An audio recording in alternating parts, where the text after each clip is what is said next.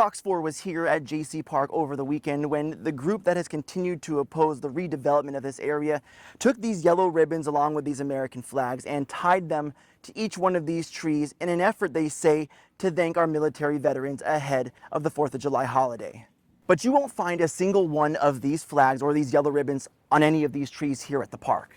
I'm your Cape Coral community correspondent, Colton Chavez, and when members of the group Save Jaycee Park say they found out that the city of Cape Coral came out and removed all of these ahead of the 4th of July weekend, they say they called me immediately looking for answers. All they had to do was call. Started getting calls from everybody saying they stole our memorials. The trees are very much like our veterans. They're deeply rooted in the community.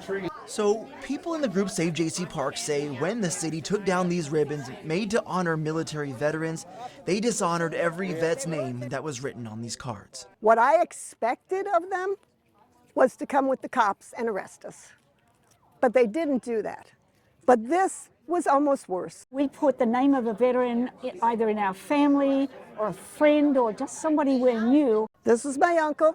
He was in Papua New Guinea. Ann Birchtold says she was the person who came up with the idea. There's something more to this that they're not telling us. What do you want to say to the people who feel like you're dishonoring veterans by removing those yellow ribbons? I am a United States veteran. I served in the United States Navy. Cape Coral City Manager Michael Ilchizen says the city would never dishonor the people who served. On Purple Heart Day, we dedicated a Purple Heart parking space. On Veterans Day, we dedicated 2 veteran spaces. He told me the group should have contacted the city's Parks and Rec department to get approval to put up the ribbons. Today when I was speaking with them they're like, well, we feel that this is just a personal vendetta against us because we've continued to push back against the city when it comes to redevelopment of Jaycee Park.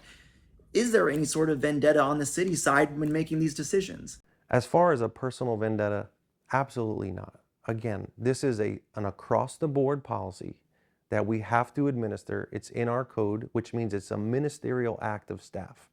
We do not have discretion to allow otherwise, and we have to do it without regard to content, whether it's a personal belief or a political belief. Reporting in Cape Coral, I don't know what these people are thinking. Colton Chavez, Fox 4.